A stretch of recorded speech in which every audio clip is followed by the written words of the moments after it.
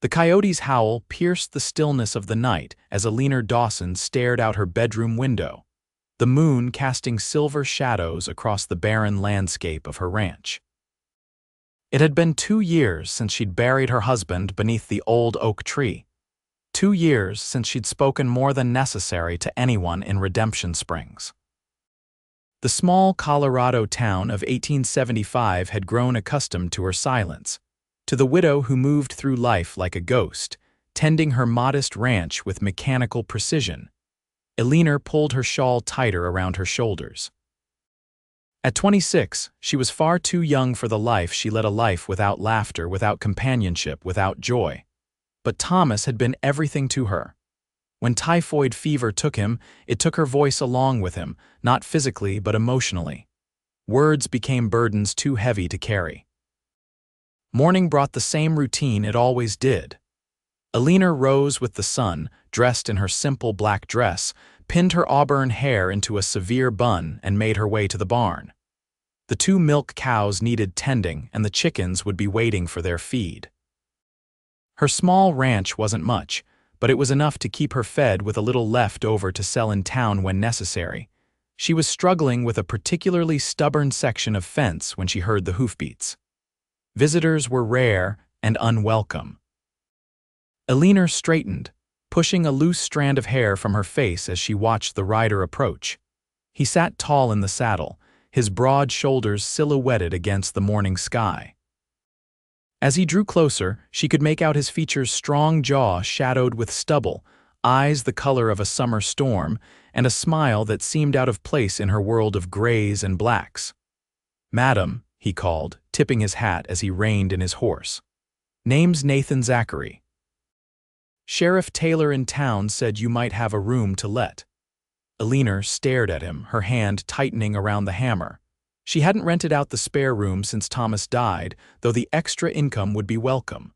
When she didn't respond, his smile faltered slightly. "I'm handy with tools and good with animals. I can work for my keep if that suits you better." She studied him for a moment longer, then gave a short nod and turned back to the fence. It wasn't a yes, but it wasn't a no either. "Much obliged," Nathan said, dismounting with fluid grace.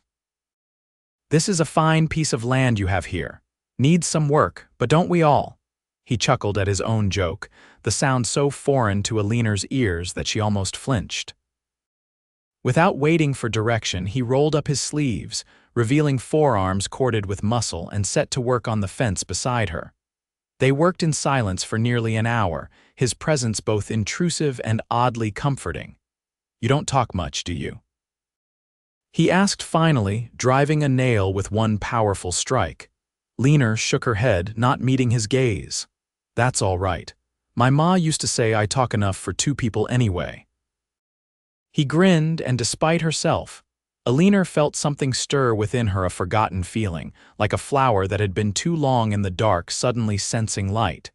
As the days passed, Nathan proved true to his word. He was indeed handy with tools, repairing the leaky roof, reinforcing the barn doors, and mending fences that had been neglected for too long. He was good with animals too, gentling a wild-eyed colt that had wandered onto her property and coaxing more milk from her cantankerous old cow than Eleanor had managed in months. But most disconcerting was the way he talked, a constant, easy flow of words that filled the silent spaces of her home. He told stories of his travels across the territories, of cattle drives and the characters he'd met along the way. He spoke of his family back east, of his father's death and his decision to head west in search of a new life. "I was a restless soul," he told her one evening as they sat on the porch, the setting sun painting the mountains gold. "Couldn't seem to find my place. Worked as a ranch hand, a deputy, even tried my hand at prospecting for a spell." He laughed, the sound warming the cool evening air. "Turns out I'm better at finding trouble than gold." Eleanor listened, her hands busy with mending, but her mind filled with his words, with the pictures he painted. For the first time in 2 years, she found herself curious about something other than merely surviving until the next day. A week into his stay, Nathan convinced Eleanor to accompany him to town for supplies. She hadn't been to Redemption Springs in over a month, preferring to avoid the pitying glances and awkward attempts at conversation. The small town was bustling with its usual Saturday activities. Farmers and ranchers had come in to trade, and the saloon was doing a brisk business. Eleanor kept her head down as they tied their horses outside the general store, but Nathan's hand on her elbow steadied her. Mrs. Dawson, Mrs. Peterson, the shopkeeper's wife, greeted her with surprise. "It's good to see you in town, and who might this be?" "Nathan Zachary, madam," Nathan answered with a tip of his hat. "I'm staying at Mrs. Dawson's ranch helping out with repairs." "Is that so?" Mrs. Peterson's eyebrows rose as she looked between them. "Well, isn't that nice?" "Eleanor's place has needed a man's touch since poor Thomas passed." Eleanor tensed, but Nathan's easy laugh diffused the awkwardness. "From what I've seen, Mrs. Dawson manages just fine on her own. I'm just lending a hand where I can." They moved through the store, gathering flour, coffee, sugar, and other necessities. Eleanor was acutely aware of the glances and whispers that followed them, but Nathan seemed oblivious, chatting amiably with everyone they encountered. As they loaded their purchases into the wagon, a commotion erupted from the saloon across the street. A man staggered out, clearly drunk despite the early hour, followed by a young woman in a tattered dress. "You promised to pay me," she shouted, grabbing his arm. The man shoved her roughly, sending her sprawling in the dirt. "Get away from me, you worthless!" Before he could finish, Nathan was across the street, his movement so swift that Eleanor barely registered it. He grabbed the man by his collar, lifting him slightly off the ground. "That's no way to treat a lady," Nathan said, his voice dangerously soft. "She ain't no lady," the drunk slurred, struggling ineffectually. "And you ain't no gentleman," Nathan replied, "but one of us needs to remember their manners." He set the man down but kept a firm grip on his collar. "Now, I believe you owe this woman some money." The drunk reluctantly pulled out a few coins and tossed them at the woman's feet. Nathan's grip tightened. "Properly, if you please." With a muttered curse, the man bent down, gathered the coins, and handed them to the woman, who took them with a grateful nod. "Now apologize," Nathan insisted. "Sorry," the drunk mumbled. "Good. Now I suggest you go home and sleep it off." Nathan released him, and the man staggered away, casting resentful glances over his shoulder. Nathan helped the young woman to her feet. "Are you all right, miss?" "Yes, thank you," she said, brushing dust from her skirt. "Most men wouldn't have bothered." "Most men should know better," Nathan replied with a gentle smile. Eleanor watched the exchange, a strange feeling blooming in her chest. She had forgotten that men like Nathan existed, men who stood up for what was right without hesitation, who treated women with respect regardless of their station. The ride back to the ranch was quiet, but it was a different kind of quiet than Eleanor was accustomed to. This silence wasn't empty, it was filled with unspoken thoughts and questions. "You're wondering why I interfered," Nathan said finally, as if reading her mind. Eleanor glanced at him, then nodded slightly. "My sister worked in a place like that for a while," he said, his eyes on the horizon. "Had no choice after our pa died. She'd write me letters about how some men treated her." His jaw tightened. "I swore if I ever saw a woman being mistreated, I wouldn't stand by." Eleanor felt words forming in her throat, pushing against the barriers she had erected. But they remained trapped, and she could only nod again. That night, as she lay in bed listening to the distant coyotes, Eleanor found herself thinking not of Thomas and what she had lost, but of Nathan, and what he represented, a reminder that the world still contained kindness and courage, that life continued beyond grief. The next morning she woke to the smell of coffee and the sound of singing. Following the aroma to the kitchen, she found Nathan at the stove, frying bacon and singing a trail song in a surprisingly pleasant baritone. "Good morning," he greeted her cheerfully. "Hope I didn't wake you." "Thought I'd get breakfast started since you're always up with the chickens anyway." Eleanor stood in the doorway, uncertain. No one had cooked for her since Thomas. It was such a simple gesture, yet it threatened to unravel her carefully constructed composure. Coffee's hot if you want some, Nathan continued, seemingly unbothered by her silence. And these biscuits might not be as good as yours, but they'll fill the hollow spots. Eleanor moved to the cupboard, taking down 2 plates. As she set them on the table, her fingers brushed against Nathan's as he reached for the same spot. The brief contact sent an unexpected jolt through her, and she pulled back as if burned. Nathan's eyes met hers, and for a moment, something unspoken passed between them. Then he smiled, that easy, warming smile that crinkled the corners of his eyes. Looks like it might rain today. Good for the crops, not so good for the roof repair I was planning. And just like that, the moment passed, but Eleanor felt its echo throughout the day as they worked side by side in the barn, sorting through old tack and tools. The rain came as predicted, a gentle shower that turned the dusty yard to mud and filled the air with the scent of wet earth. Eleanor stood at the kitchen window, watching droplets trace patterns on the glass when Nathan entered, soaked to the skin. "That old mare of yours decided she didn't want to come in out of the rain," he explained, water dripping from his hat onto the floor. "Had to go fetch her from the south pasture." Without thinking, Eleanor crossed to the stove where a kettle of water was heating. She poured some into a basin, added cold water to temper it, and handed him a clean towel from the drawer. "Thank you," he said, removing his hat and running the towel over his dripping hair. "You're a kind woman, Eleanor Dawson, for all your silence." It was the first time he had used her given name, and hearing it in his deep voice stirred something within her that she thought had died with Thomas. As the days turned into weeks, the ranch began to transform under Nathan's capable hands. The fences stood straight and sturdy, the barn no longer leaked, and the vegetable garden flourished. But it wasn't just the ranch that was changing. Eleanor felt herself changing too, thawing like winter ground under a spring sun. She still didn't speak, but she found other ways to communicate. A freshly baked pie left on the counter when Nathan came in from working the fields. A mended shirt folded neatly on his bed. Small gestures that said what she couldn't put into words, and Nathan seemed to understand. He never pushed her to talk, never made her feel lacking for her silence. Instead, he filled the space between them with his stories and songs, with his laughter and his unwavering respect for her boundaries. One evening, as they sat on the porch watching fireflies dance in the gathering dusk, Nathan pointed to the horizon. "Storm's coming," he observed. "Big one by the look of those clouds." Eleanor nodded, feeling the electricity in the air, the heaviness that preceded a powerful tempest. "We should check the animals, make sure everything's battened down," Nathan suggested, rising from his chair. They worked efficiently together, securing the livestock and ensuring that nothing would blow away in the coming wind.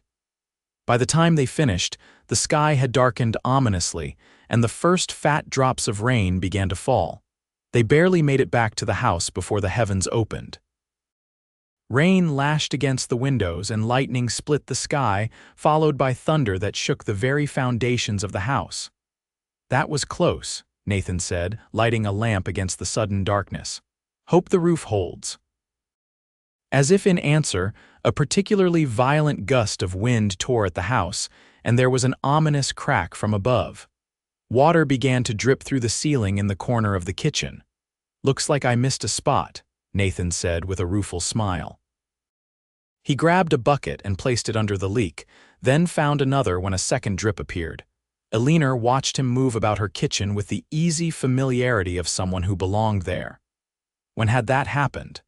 When had his presence become not just tolerated but welcome, even necessary? A tremendous crash outside sent them both to the window.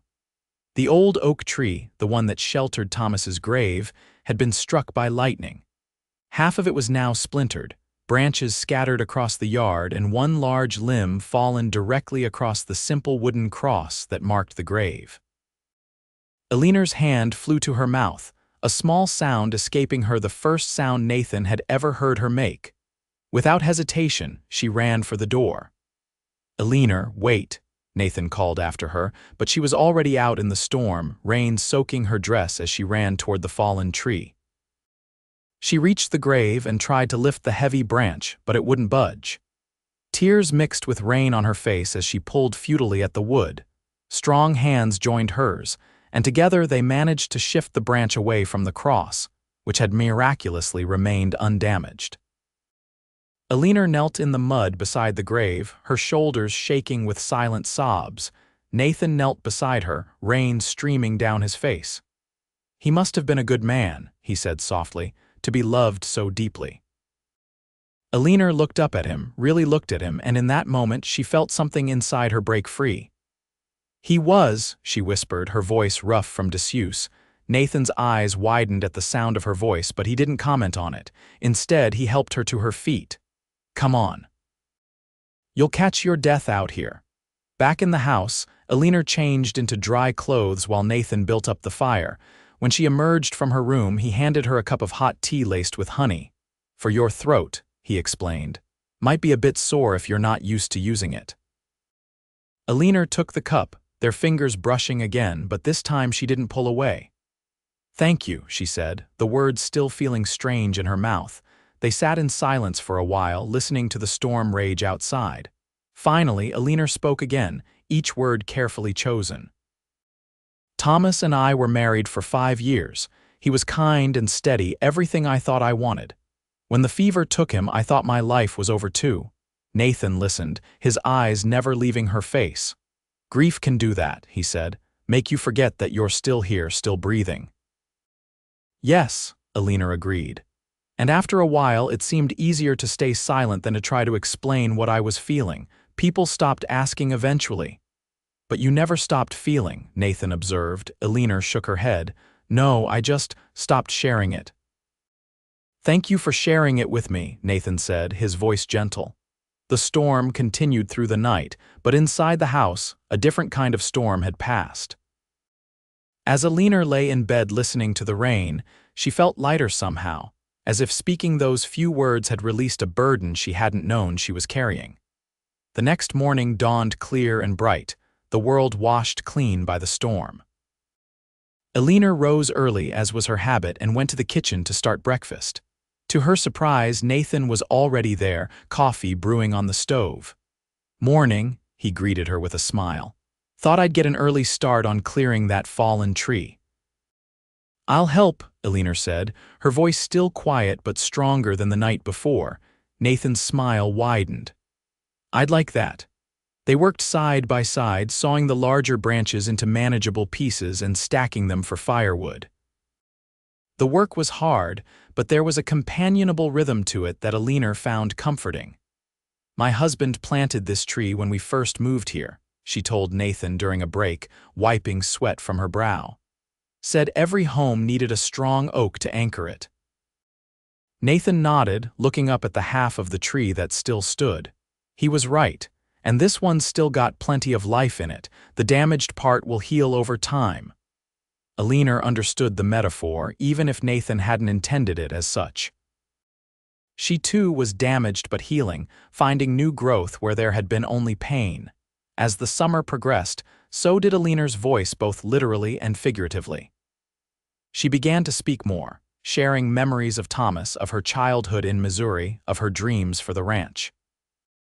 And Nathan listened, really listened, in a way that made her feel truly heard for the first time in years. They fell into a comfortable routine, working the ranch together during the day and sharing meals and conversation in the evenings. Nathan taught Eleanor how to play checkers, and she surprised him with her strategic mind. She showed him how to make her mother's apple dumplings, and he declared them the best he'd ever tasted. It was during one such evening, the checkerboard between them and the scent of apple dumplings still lingering in the air, that Nathan asked the question Eleanor had been dreading. "I've been thinking about moving on," he said, studying the board rather than meeting her eyes. "Trail boss I know is putting together a cattle drive to Wyoming, asked if I'd be interested." Eleanor's hand froze over the checker she was about to move. "When would you leave?" she asked, proud of how steady her voice sounded despite the sudden hollowness in her chest. "End of the month," Nathan replied, "but I've been thinking I might not go." Eleanor looked up then, catching his gaze. Why not? Nathan's eyes held hers, serious and intent. I think you know why, Eleanor, and she did. She had seen it in the way he looked at her when he thought she wasn't noticing, felt it in the careful way he maintained a respectful distance even as they grew closer. But acknowledging it meant confronting feelings she wasn't sure she was ready for. I can't replace him, Nathan said softly. I wouldn't try to, but I care for you, Eleanor, more than I should, perhaps. Eleanor stood abruptly, needing space to think, to breathe. I need some air, she said, and fled to the porch. The night was warm, stars scattered across the sky like diamonds on black velvet. Eleanor gripped the porch railing, her thoughts tumbling over each other. Was she betraying Thomas by feeling what she felt for Nathan? Was it possible to love two men, one memory and one flesh and blood? The screen door creaked and Nathan joined her at the railing, careful to leave space between them. I'm sorry if I spoke out of turn, he said. The last thing I want is to cause you pain. Eleanor shook her head. You haven't, it's just complicated. Life usually is, Nathan agreed. Take all the time you need. I'm not going anywhere unless you want me to. They stood in silence for a while, listening to the night sounds, the chirp of crickets, the distant hoot of an owl, the soft nickering of horses in the barn. When Thomas died, Eleanor said finally, I thought I'd never feel anything again. It was easier that way, safer. She turned to face Nathan. But then you came with your stories and your songs and your kindness, and you made me feel again. You made me remember what it was like to be alive, not just surviving. Nathan's expression softened. You did the same for me, Eleanor. I was drifting, never staying in one place long enough to put down roots. But here with you, I found something I didn't even know I was looking for. Eleanor took a deep breath, gathering courage. I'm afraid, she admitted. Afraid of losing again, of hurting again. I can't promise we won't have pain, Nathan said honestly, but I can promise to face it with you, to share the burden. Eleanor felt tears gathering in her eyes, but these weren't the tears of grief she had become so familiar with.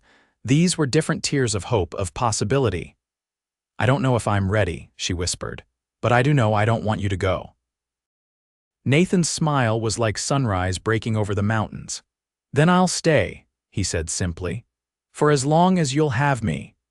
The days that followed were filled with a new kind of tension, not unpleasant, but charged with unspoken feelings and cautious hopes. They continued their work on the ranch, but now there were fleeting touches, lingering glances, moments when the world seemed to narrow to just the two of them.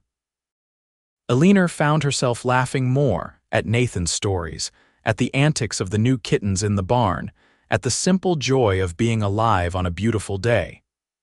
The sound of her laughter seemed to delight Nathan endlessly. Do you know, he told her one evening as they walked the perimeter of the property checking fences, the first time I heard you laugh, I thought it was the prettiest sound I'd ever heard. Eleanor felt a blush warm her cheeks. When was that? About a month after I arrived. You were gathering eggs and one of the hens was being particularly ornery. You said something to her, I couldn't hear what, and then you laughed. Just a small laugh, but it hit me right here. He placed a hand over his heart. Eleanor remembered the moment. The old speckled hen had pecked her hand, and she'd told it primly that wasn't any way for a lady to behave. The absurdity of lecturing a chicken had struck her suddenly, and the laugh had escaped before she could stop it. I didn't know you heard that, she said. I hear everything about you, Nathan replied, his gaze intent. The way you hum when you're kneading bread, the sound of your footsteps on the porch in the morning, the rhythm of your breathing when you fall asleep in the rocking chair. Eleanor's breath caught at the intimacy of his observations. Nathan. He stopped walking, turning to face her. The setting sun gilded his features, turning his eyes to molten silver. I know it's too soon, he said. I know you're still healing. But I need you to know that I love you, Eleanor Dawson. I love your strength, your kindness, your quiet dignity. I love the way you're learning to laugh again. Eleanor felt tears prick her eyes, but they weren't tears of sadness. I think, she said carefully, that Thomas would want me to be happy, and you make me happy, Nathan. You make me remember what joy feels like. Nathan took her hand, his touch gentle. "May I kiss you, Eleanor?" he asked, his voice rough with emotion. In answer, Eleanor rose on her tiptoes and pressed her lips to his. The kiss was tender, a question and an answer all at once. When they parted, Nathan rested his forehead against hers, his breath warm on her face.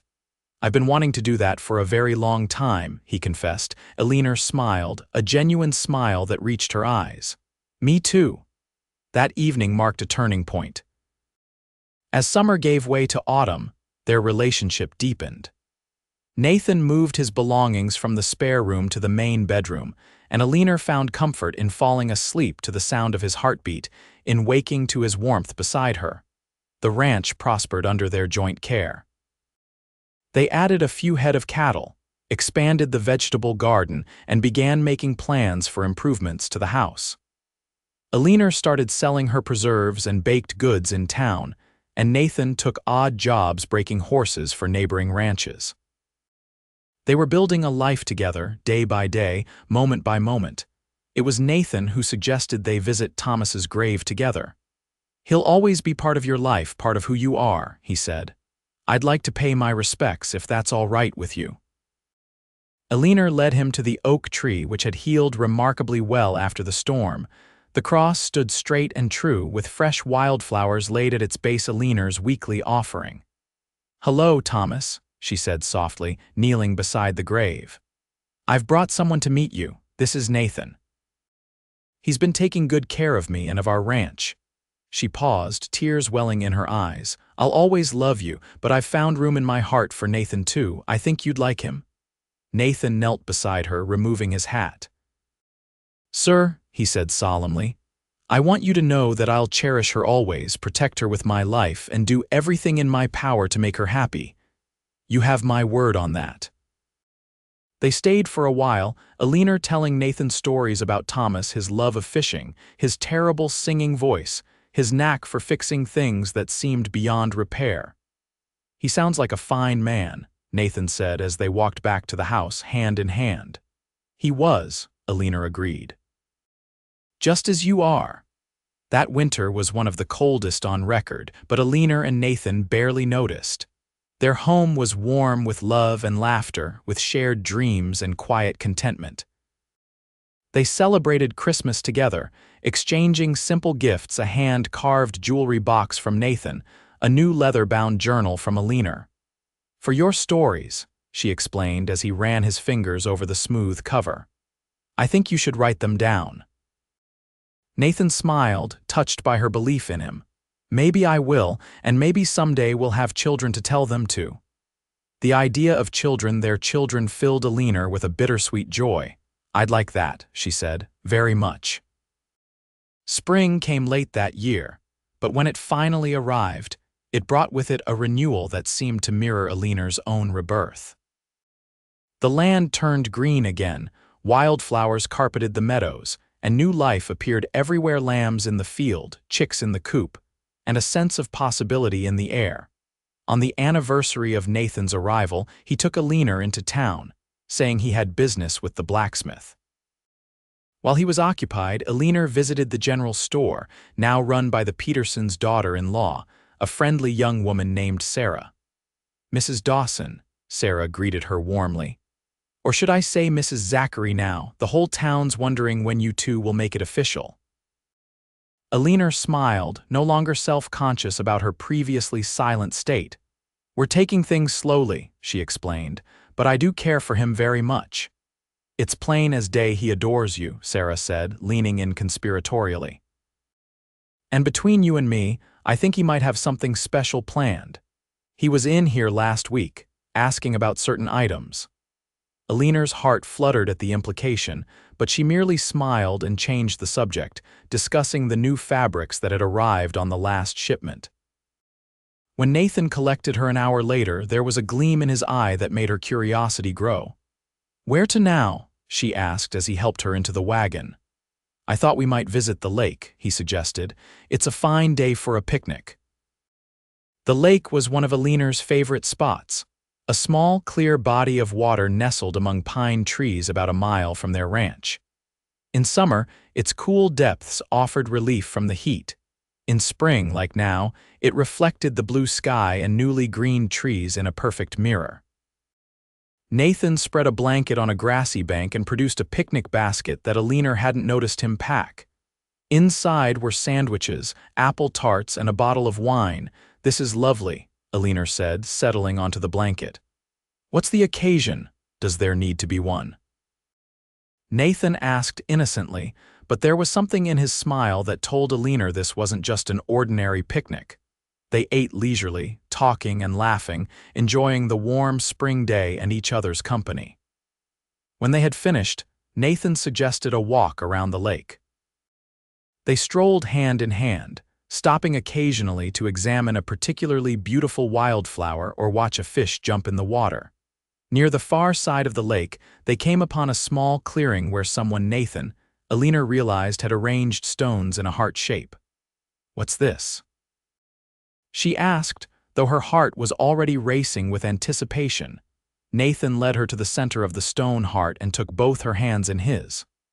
"Eleanor," he said, his voice husky with emotion, "a year ago today, I rode onto your ranch looking for a place to stay.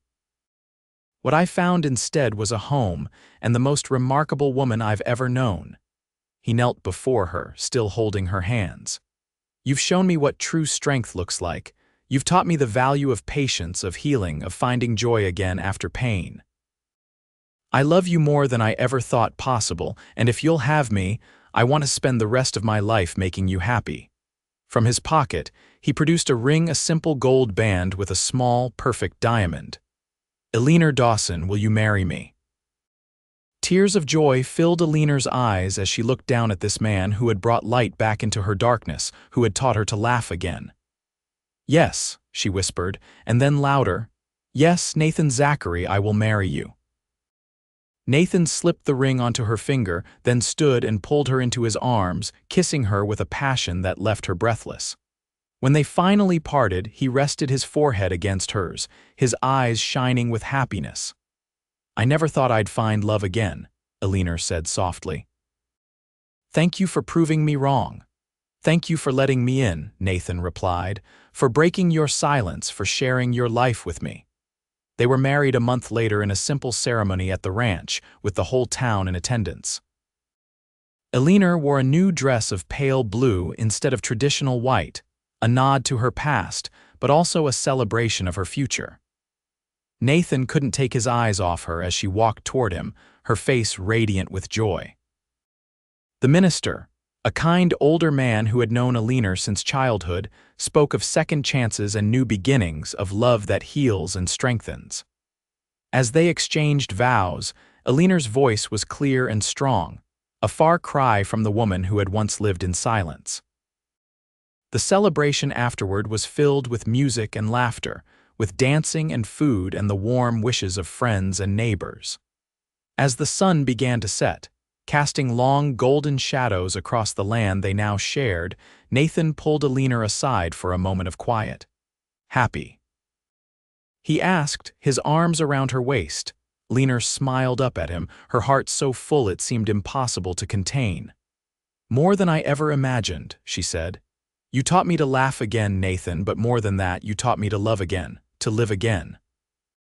"And you," he said, brushing a kiss across her forehead, "taught me what it means to find home." As they rejoined their guests, Eleanor caught sight of the old oak tree in the distance, its damaged branches now sprouting new growth. Like the tree, she had been broken but not destroyed. She had healed, found new strength, new purpose, new love.